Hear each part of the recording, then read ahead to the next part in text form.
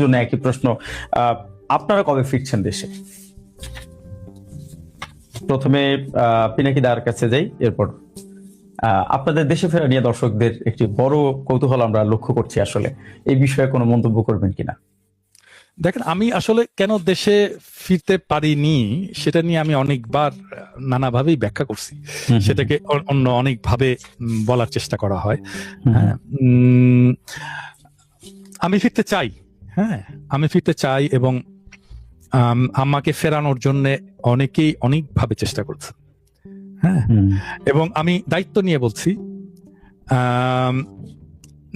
মানে এমন ধরেন রাষ্ট্রের প্রধান নির্বাহী প্রফেসর ইউনূসকে বলা হয়েছিল, একাধিক জন বলেছে যে পিনাকিকে, এবং উনি চাইলে এটা 1 ঘন্টার মধ্যে হয়ে যেত, পিনাকিকে ফেরত নিয়ে আসার ব্যবস্থা। খুবই দায়িত্বপ্রাপ্ত মানুষ, আমি নাম বলছি না তাদের কারোই, কিন্তু আপনি ধরে নিতে পারেন যে ধরেন বাংলাদেশে যদি আপনি 10 জন খুবই গুরুত্বপূর্ণ মানুষের কথা চিন্তা করেন, এরকম 10 জন গুরুত্বপূর্ণ মানুষের মধ্যে অনেকেই আমার কথা বলেছে প্রফেসর ইউনূসকে সরাসরি, এবং আমি তাদের মধ্যেই কারো কাছে থেকে ফিডব্যাক পেয়েছি। আমার কথা যখনই প্রফেসর ইউনূসকে বলা হয় উনি দার্শনিক হয়ে যান, আকাশের দিকে তাকায় থাকেন আর কি।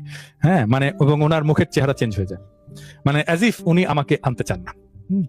তো আমাকে অনেকে এরপরে বলেছে যে তো আমার একটা বলতে পারেন যে একটা গভীর অভিমান আছে আমার দেশে যাওয়ার ব্যাপারে। হ্যাঁ, আমি জানি না, আমি খুব অভিমানী মানুষ, এবং আমার এই অভিমানের কারণে এমন হতেই পারে যে আমি হয়তো কখনোই আর দেশে যাব না। এটি খুব আপনার যারা ভক্ত সমর্থক তাদের জন্য নিঃসন্দেহে একটি বড় দুঃসংবাদ। আমি ধরেন আমি যেই জিনিসটা খুব বেশি করে চাইছি, এটা আমার জীবনের একটা ট্র্যাজেডি বলতে পারেন, আমি যেটা খুব বেশি চাইছি আমার জীবনে সেটা আসেনি কখনো। হ্যাঁ, আমি সেজন্য কোনো কিছু চাই না, আমি সেজন্য বলি আমি দেশে যেতে চাই না। হ্যাঁ, যদি এই বিরাট থেকে একদিন হঠাৎ করে মানে সত্যিকার অর্থে আমি কিন্তু আমি যখন কর্পোরেট জব করতাম আর কি, তখন আমি ওভারসিজ পোস্টিং চাইতাম, এবং আমি চাইতাম যে প্যারিসে আমি যাব, আমার পোস্টিং হবে প্যারিসে। হ্যাঁ, এটা আমার উচ্চাশা ছিল বলতে পারেন ওই সময়, কম বয়সে আর কি। তো সেটা কিন্তু তখন হয়নি। তারপরে আমি যখন চাইনি, আমি যখন আসতেই চাইনি, তখন আমাকে এসে খোদা তাআলা প্যারিসে এসে আমাকে থিতু করে দিলেন। তো আমার আসলে আমার দেশে যাওয়াটা আসলে আমি মনে করি যে এটা এখন আমি রিয়েল অ্যান্সার দিচ্ছি, অভিমানের কথা না। আমার দেশে যাওয়াটা আসলে ডিপেন্ড করে, আমি বলি আমি তো এখন খুবই স্পিরিচুয়াল মানুষ আর কি বলতে পারেন। হ্যাঁ, আমার দেশে যাওয়াটা যেদিন খোদা তাআলার হুকুম হবে সেদিন আমি হাজির থাকবো, যেদিন উনি চাইবেন সেদিনই আমি যাবো। কেউ আমাকে ঠেকাতে পারবে না, আমি অভিমান করেও আমি দূরে থাকতে পারবো না। আমার যেদিন সময় হবে, রাইট টাইম, সেটা প্রবাবলি আসমানে স্থির হবে যে কবে আমি দেশে ফিরবো, সেদিনই কেউ আমাকে ঠেকাতে পারবে না সেদিন, এবং আমার কোনো অভিমান আমাকে দূরে রাখতে পারবে না। কিন্তু ব্যক্তিগতভাবে আমি কোনো নিজে থেকে উদ্যোগ নেব না। খুব পরিষ্কার বক্তব্য। পিনাকি ভট্টাচার্য হুকুম হবে সেদিন আমি যাই। ইলিয়াস হোসেন, আমরা পিনাকি ভট্টাচার্যের উত্তর পেলাম। আপনি চাইলে এই প্রশ্নের উত্তর দিতে পারেন, আমরা যদি আপনার থেকে উত্তর পাই। আমার প্রশ্নটা আর অনেক বেশি মানে আপনাকে সুস্পষ্ট ভাবেই দেওয়া যাবে। আমার নামে এখনো পর্যন্ত 4টা মামলা পেন্ডিং আছে, যে মামলাগুলোর ব্যাপারে সরকার কোনো পদক্ষেপ নেয় নাই। এটি কি মানে ফ্যাসিস্ট আমলের মামলা? আমার সব মামলা ফ্যাসিস্ট আমলের। ওহো।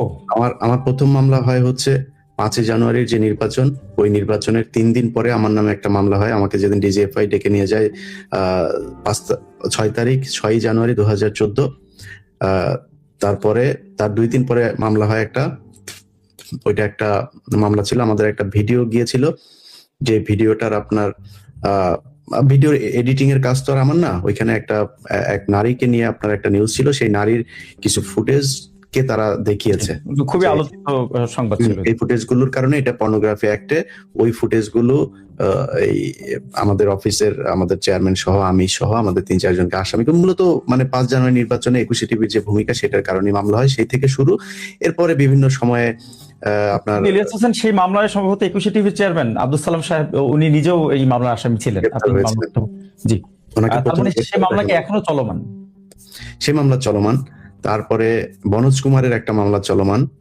তারপরে আরো ফেনীর স্কুল ছাত্রীর আত্মহত্যা কেন্দ্রিক যে প্রতিবেদনটি ছিল সেটি? হ্যাঁ, বনজ কুমারকে নিয়ে যে নিউজ করা হয়েছিল সেটার প্রেক্ষিতে তারা নিউজ করে, এবং সেই বনজ কুমারের যে এত অত্যাচারের শিকার সেই 16 জন মানুষ এখনো কন্ডেম সেলে কাটাচ্ছেন, তাদেরকে এই সরকার বাঁচানোর জন্য কোনো করেনি।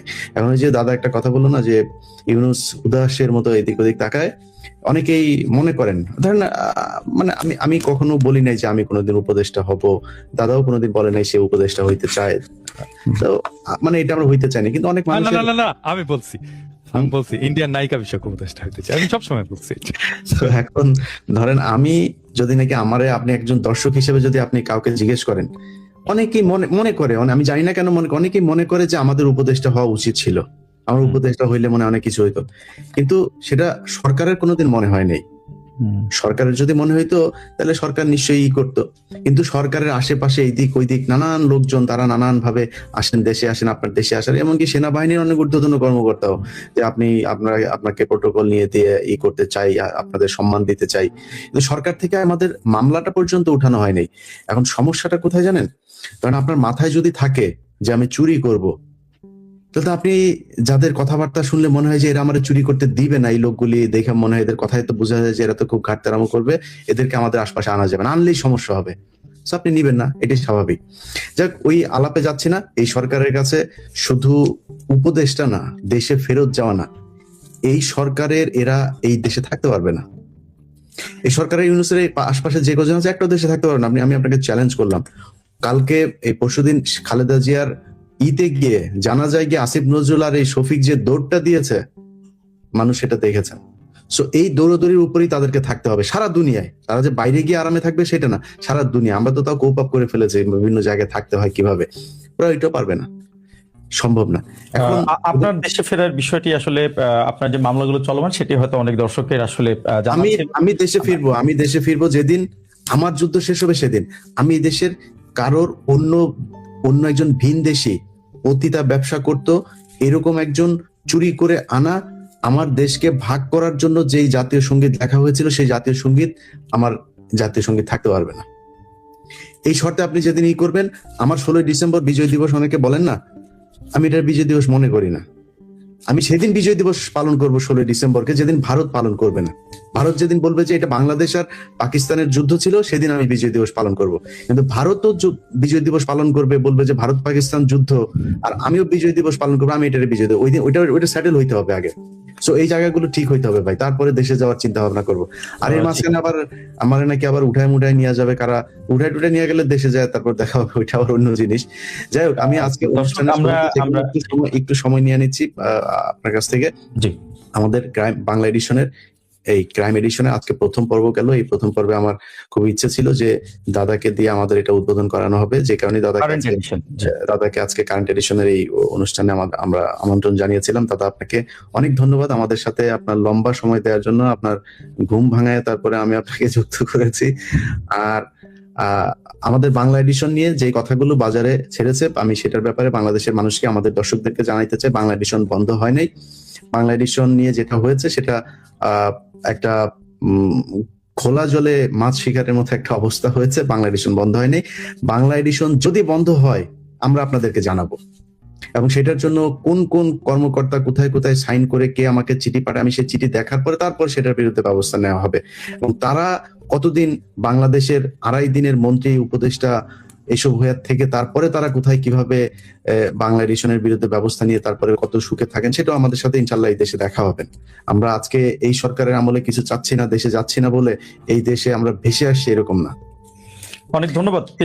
আমাদের অনেক ভালোবাসা আছে, এই দেশকে আমরা ভালোবাসি। এটা আমরা টাকা দিয়ে আমাদের কিনে তারপরে কেউ ভালোবাসা শিখায় নাই। এই ভালোবাসা আমরা একদম কোনো কারণ ছাড়া ভালোবাসি, এটার ভিতরে কোনো স্বার্থ নাই, সেই স্বার্থ ছাড়াই ভালোবাসি। তো আপনাদের সবার কাছে আমার অনুরোধ থাকবে যে বাংলা এডিশনের পাশে থাকবেন। বাংলা এডিশন আপনাদের জন্য কাজ করবে। বাংলা এডিশন বাংলাদেশকে রক্ষা করার জন্য, এই জঙ্গিবাদের যেই নাটক সাজিয়ে গত 15 বছর ধরে পৃথিবী থেকে বাংলাদেশকে আলাদা করে রাখা হয়েছিল, একটা জঙ্গি রাষ্ট্র হিসাবে তৈরি করে রাখা হয়েছিল, বাংলা এডিশনের মূল যুদ্ধটা ওইখানেই। আমরা বিভিন্ন জায়গায় এটা প্রথম আলো ডেইলি স্টারকে কাউন্টার দিয়েছি গেল 1.5 বছরে, আমরা সামনে ইনশাল্লাহ দিব। এটার জন্য আমাদের যদি জীবন বাজি রাখতে হয়, বাংলা এডিশনের এই তরুণ যে দলটা আছে তারা সবাই এটার জন্য প্রস্তুত আছে।